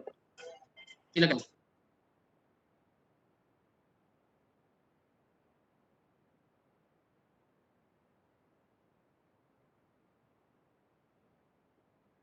Okey, ada soalan kat situ. Apa jenis senaman yang sesuai untuk orang yang obes untuk nak elak sakit lutut? Okey. So kalau kita tengok untuk orang yang obes, selalunya dia akan ada masalah dari segi joint lah. Okey. Selalunya untuk orang yang obes, kita galakkan untuk permulaan exercise jangan bermula dengan larian, tetapi bermula dengan brisk walk. Okey, berjalan laju. Okey, brisk walk, jalan laju, tetapi dekat tempat yang lebih lembut, iaitu sama instead of kita nak lari dekat tar ataupun track, better kita berlari dekat rumput yang mana impact dia dekat lutut tu akan lebih kurang. Okey. Kemudian sekiranya dia berjalan juga tetapi masih lagi sakit dekat bahagian lutut, exercise yang dia boleh buat ataupun kaedah exercise yang dia boleh buat adalah menggunakan basikal. Okey. Berbasikal ataupun kita pakai basikal kita panggil sebagai recumbent bike. Recumbent bike ni yang mana ada support dekat bahagian belakang lah. Okey, ataupun dekat basikal biasa pun dah boleh dah. Sebab apa? Dia akan kurangkan impact dekat bahagian lutut ataupun joint-joint dekat bahagian lower body itulah. Itu antara exercise yang dia kata apa, preferable untuk orang-orang yang obes dan sakit lutut. Ataupun lagi satu, sekiranya ada akses boleh masuk ke pool, kolam, itu pun okey juga. Tapi bila masuk ke kolam ni dia jadi orang kata apa, leceh sikit lah. Okay, sebab nak kena tukar pakaian lah apa semua sekali, basah apa semua. Tapi kalau kata ada akses untuk nak masuk ke situ dan juga boleh, tak ada masalah. Okay, itu antara pilihan-pilihan yang kita boleh pilih lah. Okay.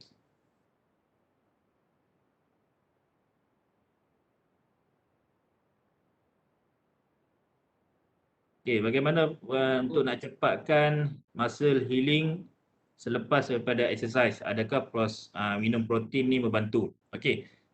Untuk protein, saya refer kepada protein tu dulu sebab macam saya dekat bahagian anti doping, selalunya protein suplemen lah berisiko mengandungi bahan terlarang. Okey. Tetapi kalau kata sumber protein tu daripada solid food, tiada masalah. Memang dia baik untuk nak untuk nak healing proses terhadap muscle tu. Antara kaedah yang lain kita boleh buat untuk nak buat healing proses lebih cepat terhadap muscle yang soreness tu adalah kita buat cooling down ataupun stretching. Okay. stretching adalah salah satu kaedah untuk kita nak kurangkan masa soreness. Dan juga dari segi pemakanan macam kita tadi, protein ataupun sumber seperti macam pisang ataupun buah-buahan tu pun membantu juga. Dan juga selain daripada tu, selain daripada stretching adalah massage lah. So kalau kata massage ni kita boleh tengok massage equipment yang ada, seperti contoh massage gun. Okey, dia just buat dan muscle kita akan vibrate. Okey, dan selalunya orang akan lupa lah untuk nak buat cooling down tu ataupun stretching selepas pada exercise. Yang tu yang buat kadang muscle soreness lebih. Okey. Okey, untuk jogging pagi ataupun petang bagus untuk kesihatan. Okey, ada saranan yang mana galakkan untuk kita buat cardio exercise ataupun jogging ni pada waktu pagi, sebab waktu pagi dia akan rembeskan hormon endorfin. Okey, ataupun hormon-hormon yang buat kita lebih ceria ni pada waktu pagi. Okey. So, tapi kalau kata pada waktu pagi ke waktu petang yang lebih bagus adalah waktu pagi, dan buat waktu petang pun tak ada masalah. Tapi selalunya untuk waktu petang ni kita buat exercise yang high intensity sikit, sebab waktu tu pun kita tengah rembes hormon testosteron. Okey, so kita akan lebih bersemangat sikit untuk nak buat exercise yang melibatkan intensity yang tinggi pada waktu petang. So untuk yang steady mood waktu pagi tu adalah yang disarankan lah. Sebab tu guideline yang kita bagi tadi, strategi untuk sebelum pergi ke kerja, waktu pagi tu adalah sesuai untuk kita nak buat cardio training ataupun jogging tu.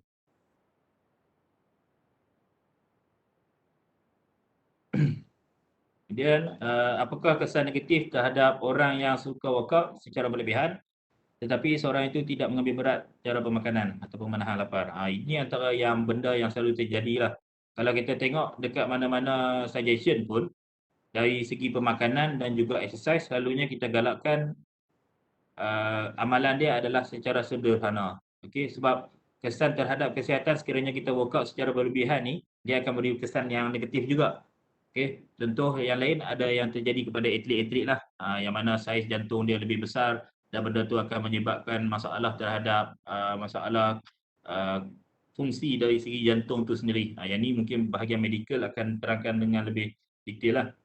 Tapi apa yang saya boleh sampaikan, exercise ke, pemakanan ke, kalau boleh kita secara bersederhana saja dan juga ikut kemampuan diri kita sendiri. Okey, selalunya kita akan suggest listen to your body. Kalau kata badan rasa macam dah tak larat sangat, stop daripada buat. Okey, dan kita akan tengok diri kesan terhadap diri kita macam mana. Dan juga kalau boleh janganlah exercise tanpa tidak makan ataupun menahan makan ni, menahan lapar ni. Okey, sebab apa? Bila kita exercise kita memerlukan tenaga. So tenaga tu datang daripada apa yang kita makan. Okey. So contoh yang paling cepat sekali kita nak dapat tenaga adalah melalui roti ataupun pisang. Okey, benda tu akan bagi tenaga. So kalau kata kita exercise pada kadar intensity yang tinggi dengan keadaan perut yang kosong, so kita mungkin akan collapse juga kat situ nanti. So benda tu berbahayalah. So kita kena balancekan antara energy intake dan juga energy usage nanti. Okay? Energy expenditure. Alright. Okay, untuk exercise, ada darah tinggi, exercise nak buat pada waktu malam. Bila exercise di waktu siang terasa pressure. Bila exercise pada waktu malam. Okay. Ni ada antara ni juga antara apa debating berkaitan dengan exercise pada waktu malam ni. Okay, debates yang dibuat pada exercise pada waktu malam, yang mana kita akan melihat juga kemampuan pada diri kita sendiri. Kalau kata pada waktu siang tu kita terlampau banyak sangat pressure, so kita tak digalakkan untuk exercise lewat malam. Okey, dan selalunya kita galakkan sebelum sampai ke pada waktu malam tu, sebab selalunya ikut biological clock kita, waktu malam adalah waktu kita rehat. Okey, dan kalau kata nak exercise sangat pun pada waktu malam tu adalah pada awal malam. Tapi benda tu kalau kita tengok dia tak sesuai juga. Pada awal malam tu lah kadang kita nak tengok berita, solat bersama dengan family apa semua sekali. Dan kalau boleh try juga untuk nak cari masa. So kat sini dia akan ajar kita cara untuk nak scheduling kita punya pergerakan macam mana. So kat situ kita kena kontrol dari segi waktu tidur dan juga waktu bangun. So kat situ mungkin kita akan tidur lebih awal. Waktu pagi tu kita bangun lebih awal untuk mudah kita nak exercise pada waktu pagi sebelum kita bermula kerja tu. Okey, sebab apa? Waktu kita berbangun awal pagi, kita tak ada lagi kerja-kerja yang buat kita rasa stres ni. Okey, macam contoh nak sediakan anak ke apa semua sekali dengan kerja-kerja, sebelum benda tu datang, so kita exercise dulu. Dan exercise pada waktu pagi ni selalunya kita akan buat yang steady mode ataupun yang keadaan yang kita boleh masih lagi boleh bernafas dengan kadar yang biasa saja. Okey, bukannya exercise yang kita buat tabata pada waktu pagi tu. Yang tu bagi stres lebih. Okey, so just buat exercise yang steady mode saja. So pilihan exercise tu sepatutnya kena betul lah. Kalau kata kita nak buat waktu siang untuk nak kurangkan rasa pressure tu.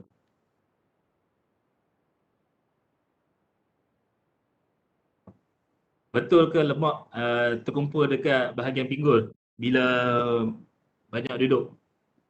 Okey, untuk lemak dia akan banyak berkumpul dekat bahagian-bahagian yang seperti dinyatakan dan juga seperti contoh lain di bahagian belakang lengan ataupun tricep ni, bahagian-bahagian belakang badan dan juga bahagian sisi perut. Itu antara tempat-tempat yang orang kata cepat untuk dia nak develop lah. So kalau kata disebabkan oleh duduk ni taklah. Okey, dia bukannya disebabkan oleh banyak sangat duduk. Okey. Kemudian ada tak tips untuk nak tingkatkan stamina? Okey, stamina boleh rujuk yang tadi yang saya beritahu tadi. Kita akan start dengan progress. Kemudian selepas pada itu kita akan tambah sedikit intensity dia. So untuk stamina ni saya merujuk kepada macam orang kata kardiovaskular lah. Okey, fitness kita sendiri. So basic lah kita akan buat kardiovaskular banyak. Okey, lebih daripada 30 minit. Dan benda tu kena top up juga dengan exercise yang seperti weight training dan juga elemen-elemen yang lain. Okey. So untuk stamina ni kita akan merujuk kepada lebih spesifik lah. Stamina yang macam mana? Adakah stamina untuk bermain bola? Sebab kalau kita ikut bermain bola, dia ada demand-demand dia yang tertentu. Okey. So just kalau kata nak untuk kardiovaskular, kita akan fokus kepada kardiovaskular. Okey, so kita mungkin akan lebih spesifik dekat yang ni. Betul ke nasi menggemukkan? Ya, nasi itu dia akan convert to glukos dan glukos tu pun akan menyebabkan juga orang kata kenyamanan semua sekali dan dia boleh menyebabkan kegemukan lah. Sebab bila banyak sangat kita makan dan benda tu kita tak tukarkan dia kepada tenaga, so benda tu akan remain ke dalam badan dan benda tu akan jadi menyebabkan pengumpulan tenaga berlebihan lah. Itu yang gemuk-gemuk tu. So kita tak panggil sebagai gemuk lah. Kita panggil sebagai tenaga berlebihan. Okey, sedap sikit nak dengar. Okey. Okey. So selalunya kalau kita tengok pada amalan gaya pemakanan. So first kali yang kita galakkan adalah kita kurangkan gaya pemakanan yang bergula ataupun minuman yang bergula. Itu adalah first step yang selalu kita galakkan lah. Kurangkan minuman bergula, pilih minuman yang air biasa sahaja instead of kita nak ambil minuman bergula. Kemudian jangan tak ambil nasi tapi kurangkan pengambilan nasi. So kita ikut saranan daripada KKM, suku-suku separuh. Okey, suku karbohidrat, suku protein, kemudian suku separuh lagi tu adalah melibatkan sayur-sayuran dan juga buah-buahan. Itu antara guideline yang paling mudah lah. Ataupun cara yang lebih mudah lagi ataupun lebih efektif, pemakanan kita yang biasa dengan jumlah nasi yang macam tu dan kita buang separuh. Okey. Kalau susah sangat pun daripada kita guna pinggan yang biasa, yang besar, selalunya kita akan guna pinggan yang besar tu kita akan cuba penuhkan. Okey, cuba ubah kepada pinggan yang lebih kecil. Okey, kemudian ubah kuantiti nasi tu. Okey, yang mana kuantiti nasi tu jadi lebih sedikit. Ini antara kaedah-kaedah lah, strategi yang mudah untuk kita nak ubah gaya pemakanan kita.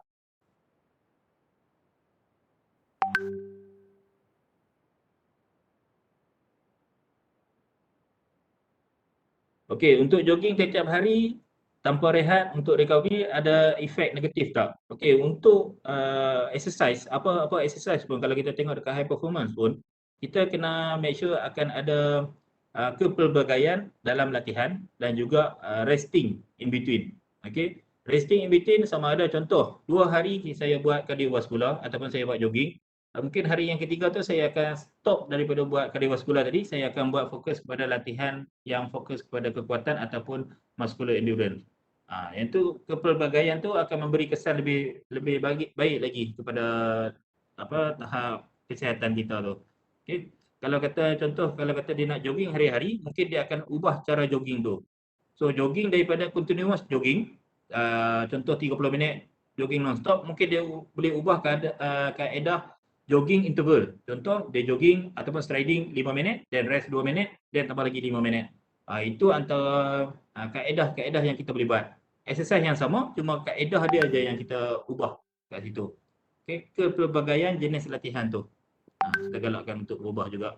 Sebab kita nak bagi contoh lah, kalau kata macam jogging tadi, sama juga dengan makan. Kalau kita makan lauk ataupun menu yang sama saja setiap hari, kita pun akan bosan. Okay? So sama juga dengan exercise. Exercise ni badan kita akan bosan dengan benda tu dan benda tu last sekali tak beneficial pun terhadap kita. So kita kena ubahkan dia. Dan macam mana pun kena ada recovery.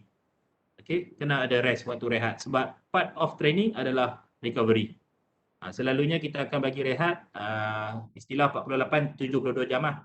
Selepas pada 48 ke 72 jam exercise, kita akan rehat dan kita tak akan rehat lebih daripada 48 dan 72 jam tu. Okey.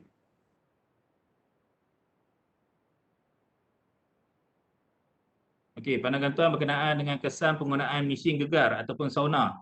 Okey, ini adalah kaedah-kaedah yang lain lah yang dibuat untuk dia nak pastikan contoh bila gegaran tu sebenarnya dia akan make sure yang muscle kita vibrating.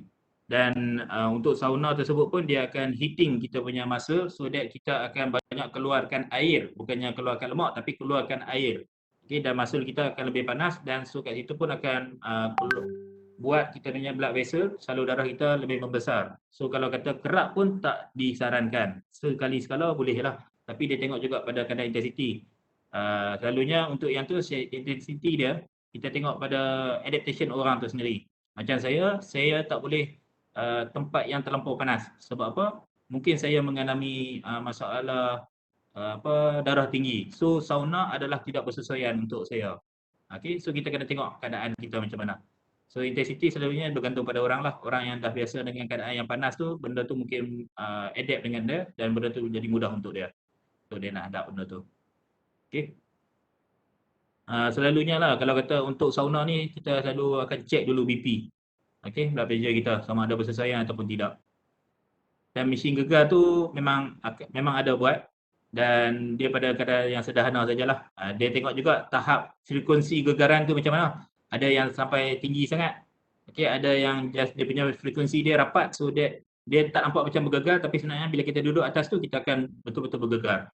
Dan bila kita buat exercise atas tu, so dia akan require more recruitment of muscle lah to use.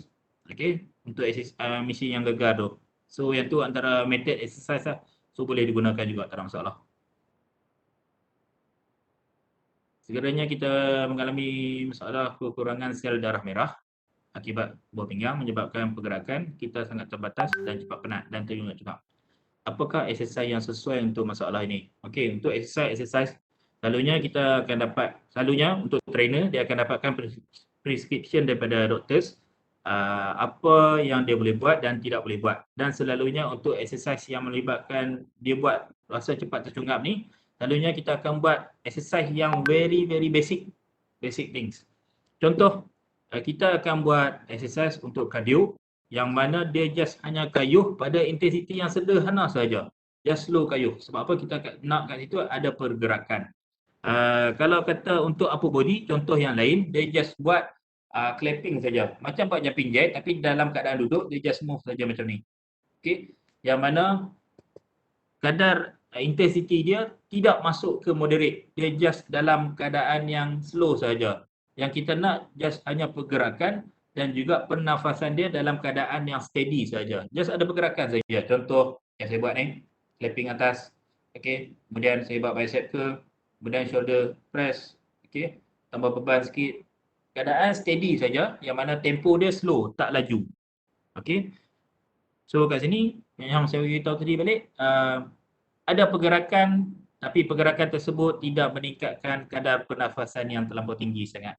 Itu antara exercise yang boleh buat. Okay.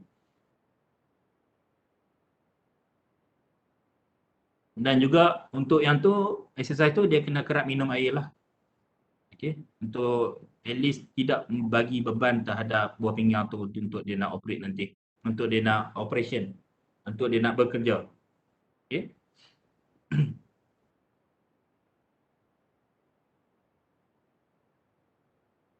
Okay, ada lagi tak yang saya termiss ke?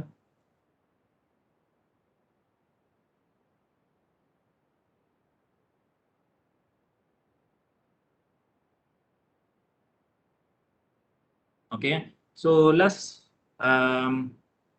yang saya boleh bagi tahu untuk Assalamualaikum. Saya ada soalan dekat chat. Ya. Saya ada hantar soalan dekat chat. Dekat chat.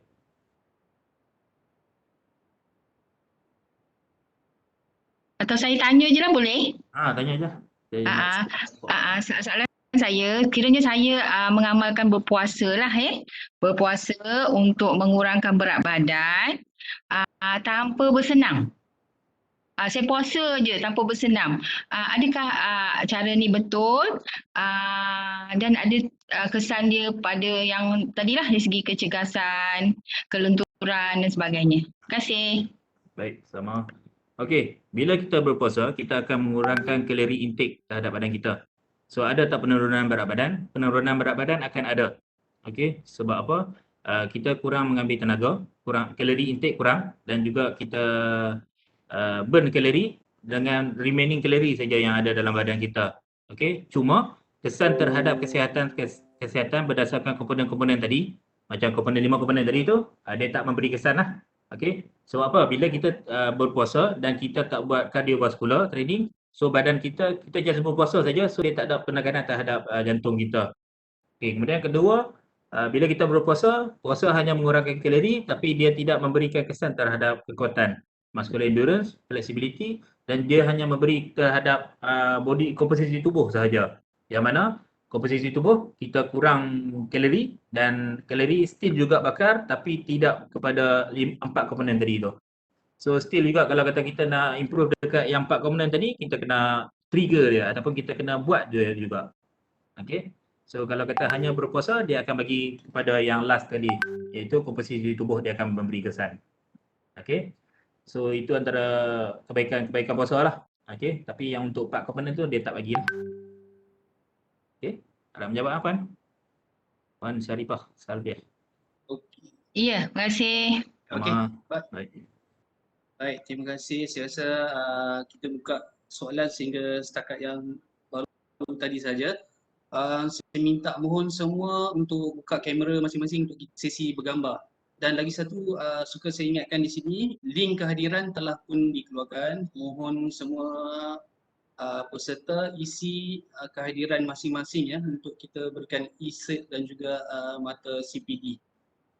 So, minta semua buka kamera.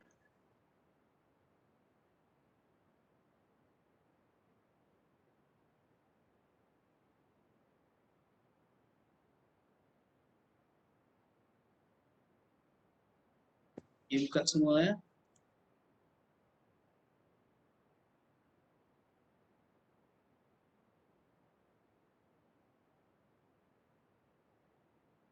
Okey, untuk ambil gambar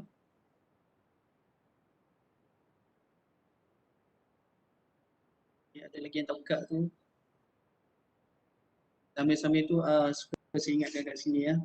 Oh, apa-apa jua aktiviti yang kita nak buat tu, make sure kita ikut peraturan ataupun prosedur yang betul lah. Jangan kita main buat sebab kita tak tahu kita punya keadaan diri sendiri, kita ikut orang. Make sure kita rujuk pada yang pakar, dan kita akan buat. Bagi yang dah ada contoh dah ada sakit, make sure rujuk, refer dengan doktor untuk lakukan apa-apa aktiviti. Okay. Alright, okay, saya lagi sekali ya kita ambil gambar. Okay, semua thumbs up. Okay, 1, 2, 3, okay. Alright, done. Okay, terima kasih semua. Saya rasa hari ini memang perkongsian yang amat berguna untuk kita. Banyak dikongsikan tip-tip macam mana kita nak lakukan exercise, juga disentuh berkenaan dengan pemakanan. Lagi satu, bila kita nak buat exercise ni, make sure equipment yang kita guna tu yang betul. Yang selalu berlari, berjogging semua, make sure pemakaian kasut tu pemilihan yang betul lah, supaya kita boleh kurangkan kecederaan. Baik, dengan itu saya sudahi dengan sesi kita, sesi siri yang ketiga ini dengan tasbih kafarah dan surah Wal-As.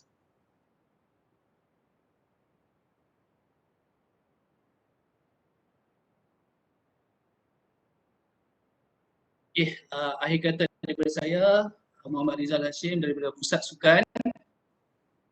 Terima kasih sehingga kita berjumpa lagi untuk sesi yang keempat, insya-Allah. Harap semua berada dalam keadaan sihat, stay safe, jaga diri. Kalau tak ada apa-apa urusan di luar, jangan keluar. Nak buat aktiviti tu di rumah, tak perlukan tempat besar, tempat yang kecil pun kita boleh buat. Di office boleh buat, di rumah, mana-mana tempat boleh buat. Kita jangan fikir nak ada tempat yang besar baru kita nak buat latihan exercise ni. Tak perlukan tempat yang besar. Banyak aktiviti-aktiviti yang kita boleh buat dengan ruangan yang kecil, kita guna exercise yang ikut kesesuaian tempat kenaan lah. Okay, so dengan itu sekian, terima kasih. Assalamualaikum warahmatullahi wabarakatuh. Sampai jumpa lagi. Waalaikumsalam. Panel tadi boleh translate video Siam tadi ya? Ada serikatan bawah tu Cik Faiz. Okey. Alright. Video Siam pula. Okey. Kita duduk calon dekat sebelah. Okey.